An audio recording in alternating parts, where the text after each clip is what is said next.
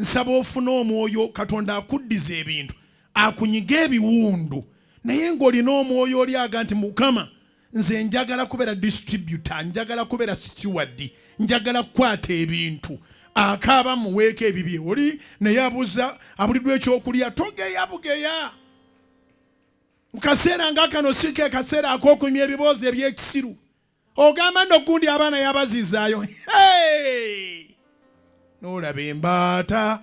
n'olaba empuuta ebiyenje bya kuno onyumirwa ki ng'oli tannazaayo baana bw'oba wasasulidde ababo weekaka bobeeko gw'oyambako bw'oba tokikoze era sirika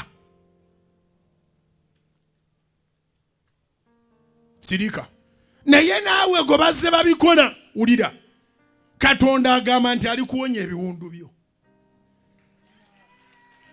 Yeremiya 30:17 kubanga ndikomezaawo obulamu bugenda kudda amazima ga Katonda